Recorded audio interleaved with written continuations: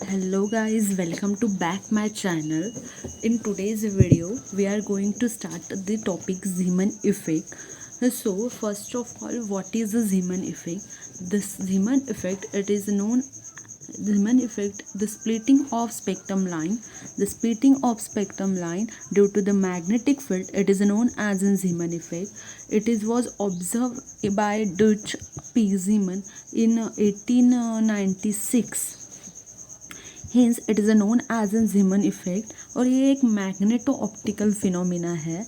मैंने क्या कहा ऑलरेडी कि Zeeman इफेक्ट क्या है कि splitting of spectrum line due to the magnetic field. अगर मैं इसके ही कंपैरिजन में स्टार्क इफेक्ट की बात करूँ, अगर नेट स्टार्क इफेक्ट तो डेफिनेशन अगर मुझे यहाँ पे स्टार्क इफेक्ट की बनानी है तो मैं क्या करूँगी, the splitting of spectrum line due to the electric field. But अब आज हम Zeeman इफेक्ट की बात कर रहे हैं तो क्या हो जाएगा, the splitting of spectrum line due to the magnetic field. ठीक. नेक्स्ट है ये Zeeman इफेक्ट किसने ऑब्जर्व किया, डच पी Zeeman ने कब 1896 में ऑब्जर्व किया, इसलिए हम इसे Zeeman इफेक्ट बोलते हैं और ये एक मैग्नेटो ऑप्टिकल फिनोमिना है. इसके बाद हम देखेंगे types of Zeeman effect. Zeeman effect के कितने टाइप्स है. The types of Zeeman effect are further classified into two types. First is an normal Zeeman effect and second is an anomalous Zeeman effect. So अब हम देखेंगे कि normal Zeeman effect क्या होता है और एनालॉमस Zeeman इफेक्ट क्या होता है. तो here it is the normal Zeeman effect. The normal Zeeman effect means the split. अगर मैं इन दोनों को कंपेयर करके बात करेंगे, इसके और इसके कंपैरिजन की बात करेंगे, तो नॉर्मल Zeeman इफेक्ट क्या है, the splitting of spectrum line into 3 component due to the magnetic field, it is known as a normal Zeeman effect. और ये normal Zeeman effect can be explain. जब अगर मैं अभी इसके बाद में डेरिवेशन की बात करेंगे हम, तब आपको ये समझ में आएगा कि नॉर्मल Zeeman इफेक्ट ये हम इलेक्ट्रॉन स्पिन को बिना कंसिडरेशन में लिए भी इसका डेरिवेशन हम सॉल्व कर सकते हैं और हमें फाइनल जो नॉर्मल Zeeman इफेक्ट है वो मिल जाएगा. ठीक है, यहाँ तक हमें समझा कि क्या, कि the splitting of spectrum line into 3 component due to the magnetic field, it is known as a normal Zeeman effect. अब देखते हैं anomalous Zeeman effect. So what is in simple है. जब मैंने कहा कि नॉर्मल है, हर चीज़ को पहले उसके नाम में ही उसका मतलब देखने की कोशिश करते हैं. क्या कि जब मैं कह रही हूँ कि the splitting of spectrum line into 3 component due to the magnetic field, it is known as a normal Zeeman effect. तो इसका क्या होगा फिर एनालॉमस Zeeman इफेक्ट का, the splitting of spectrum line into more than 3 component under the influence of magnetic field is known as an anomalous Zeeman effect. समझा. यहाँ पे क्या कहा, spectrum line into 3 component.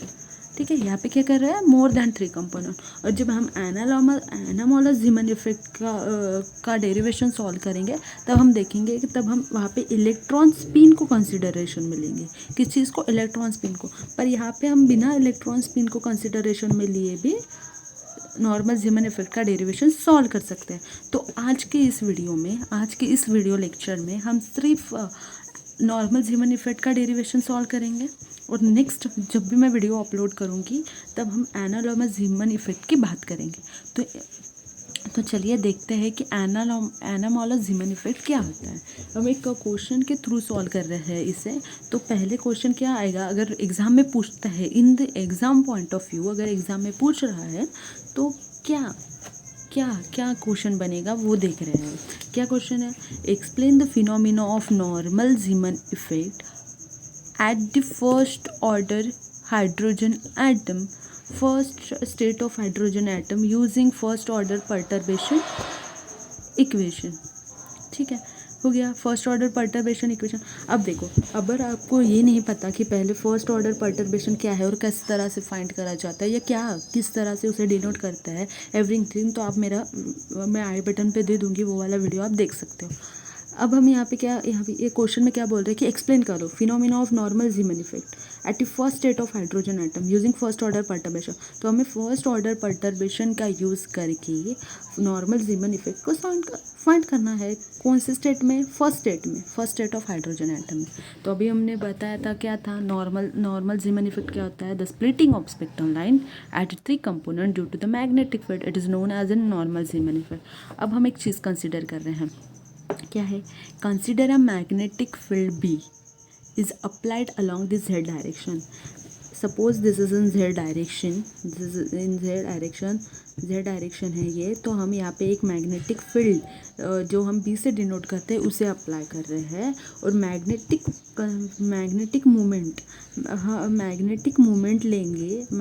Movement लेंगे without considering the spin, the magnetic movement is equal to, ठीक है। तो क्या बोल रहा है वो कि उसने पहले, हमने क्या किया, एक मैग्नेटिक फील्ड को बी को कंसिडर किया, अप्लाई किया, कैसे, अलोंग जेड डायरेक्शन में किया, और मैग्नेटिक मूवमेंट है, जो मैग्नेटिक मूवमेंट्स मीन्स क्या, म्यू, वो विदाउट कंसिडरिंग द स्पिन को कंसिडर नहीं करना है, क्योंकि अभी इसके पहले ही मैंने डेफिनेशन में बताया कि जब हम नॉर्मल जीमन इफेक्ट को फाइंड करते हैं तो वहाँ पे इलेक्ट्रॉन स्पिन को कंसिडरेशन में नहीं लेते हैं, नहीं लेंगे तो भी ये डेरिवेशन आराम से सॉल्व हो जाएगा। पर जब एनामोलस जीमन इफेक्ट का डेरिवेशन सॉल्व करेंगे हम, तब आप देखोगे कि वहाँ पे हमने इलेक्ट्रॉन स्पिन को हमें कंसिडरेशन में लेना पड़ेगा, ठीक है। अब तो यहाँ पे हमने नहीं लिखा, इसलिए हम मेंशन कर रहे हैं कि the magnetic movement without considering the spin. So magnetic momentum is in equal to, क्या हो रहा है, mu L is equal to minus E twice M C L z. मैंने इसको गिवन इक्वेशन नंबर 1 दे दिया। Therefore interaction energy will be, interaction energy है, नहीं समझ में आ रहा, कंफ्यूज हो रहा है डेरिवेशन सॉल्व करने में, तो सिंपल सी चीज़ लगा दो, ये वाला जो मैंने फॉर्मूला लिखा है उसे मैं बी से मल्टीप्लाई कर दूंगी on the both side, multiply on the both side, क्या लिखना है, मल्टीप्लाई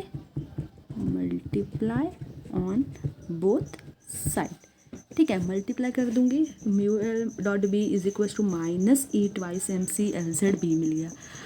अब we know that unperturbed Hamiltonian, जिन्होंने मेरे लास्ट लेक्चर्स देखे हैं फर्स्ट ऑर्डर करेक्शन एनर्जी के, first order correction to the perturbation non degenerate states के लिए हमने सारे सॉल्व करके देखे थे, तो उनको पता होगा कि ये अनपर्टर्ब स्टेट है वो क्या होती है। तो ये H prime is equal to mu naught B हो जाएगा, फॉर वेयर मैंने यहाँ पे म्यू नॉट की वैल्यू लिखी, म्यू नॉट क्या हो रहा है, minus E upon twice M C, और फिर अगर मैं ये म्यू नॉट की वैल्यू यहाँ पुट करती हूँ इस इक्वेशन में, तो मुझे क्या मिलेगा, unperturbed Hamiltonian H prime is equal to minus E twice M C B. यहाँ तक क्लियर है? हाँ, चलिए इसके बाद अब हमने तो अनपर्टर्ड हैमिल्टोनियन ले लिया, सब ले लिया, इसके बाद हम क्या कर रहे हैं, हम बता रहे हैं कि the interaction energy constitute a perturbed Hamiltonian interaction between the magnetic field and the external magnetic field। तो मैंने तो वैल्यू पुट कर दी थी अनपर्ड में, वही इक्वेशन है, H prime is equal to mu naught L z upon B. Clear है तक?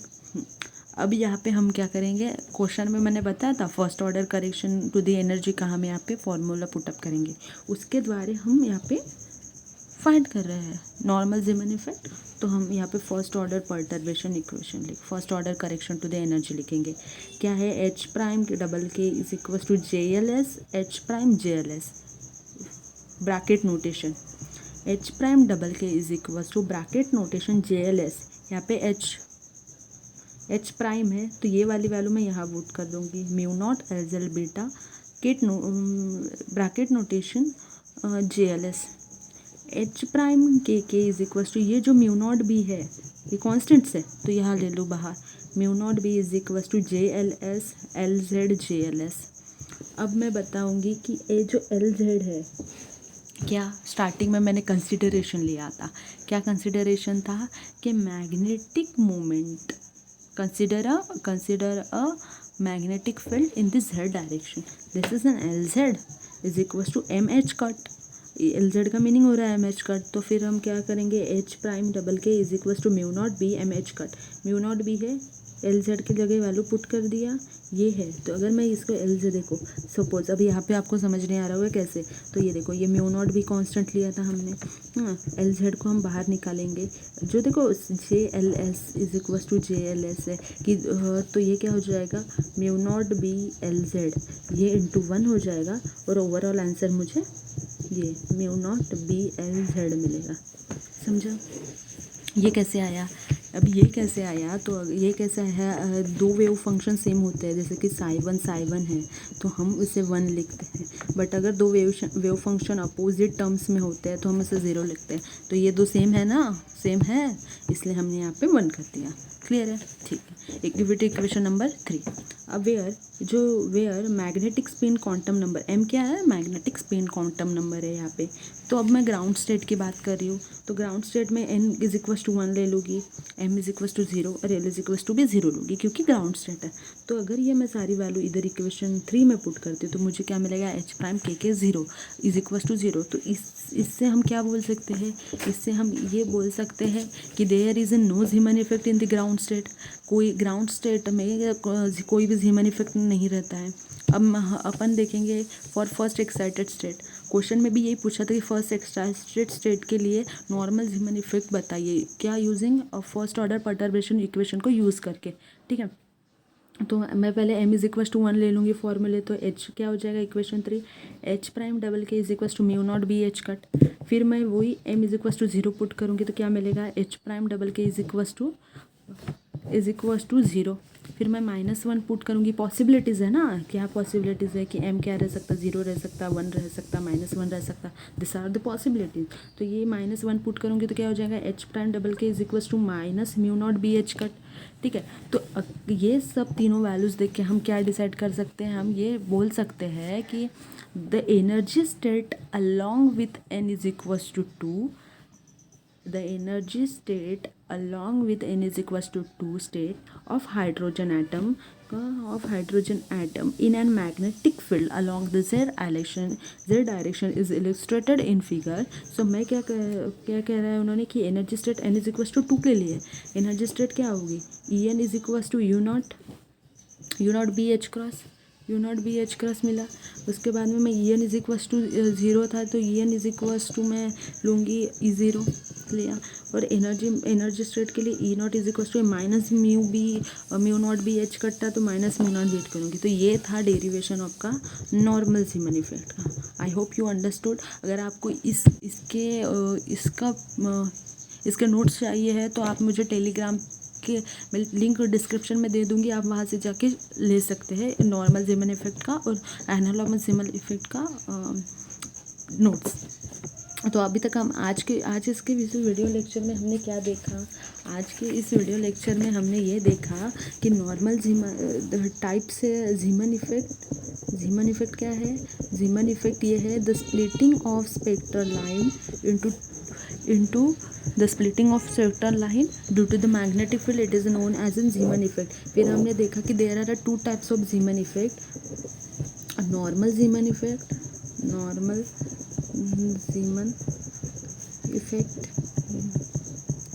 और देखा कि एनामोलस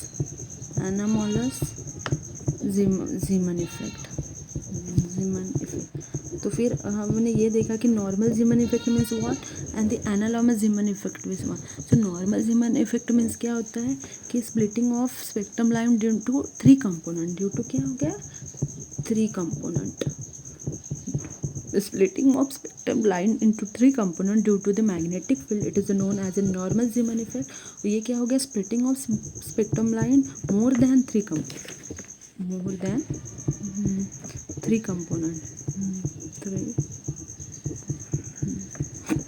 component। उसके बाद में ये क्या है, इसमें नॉर्मल जीमन इफेक्ट का डेरिवेशन फाइंड करने के लिए हमें इलेक्ट्रॉन स्पिन को कंसिडरेशन में नहीं लेना पड़ेगा, without taking the consideration of electron spin. और वही अगर मैं एनालॉगस जीमन इफेक्ट की बात करूँ तो वहाँ पे मुझे इलेक्ट्रॉन स्पिन को कंसिडरेशन में लेना पड़ेगा, जो हम नेक्स्ट वीडियो में इसका डेरिवेशन देखने वाले हैं। क्योंकि वीडियो ज़्यादा लॉन्ग हो जाता था और कन्फ्यूजन भी हो जाता था कि ये क्या है, इसलिए हमने क्या किया, आज हम सिर्फ इतना ही देखें कि जीमन इफेक्ट क्या है, उसके नॉर्मल जीमन इफेक्ट क्या होता है, एनालॉगस जीमन इफेक्ट क्या होता है। इसकी डेफिनेशन क्या है, इसकी डेफिनेशन क्या है, और सेकंड इलेक्ट्रॉन स्पिन को हम विदाउट कंसिडरेशन में लेते हैं, कहाँ पर, नॉर्मल ज़ीमन इफेक्ट में, और इसमें हम इलेक्ट्रॉन स्पिन को कंसिडरेशन में लेते हैं, इसलिए जिसे हम एनालॉगस ज़ीमन इफेक्ट बोलते हैं। आज के लिए बस इतना ही। नेक्स्ट वीडियो में हम क्या देखेंगे, एनालॉगस ज़ीमन इफेक्ट का डेरिवेशन सॉल्व करेंगे। क्यों, by using the perturbation equation same. ठीक है, तब तक के लिए थैंक यू, कीप वॉचिंग।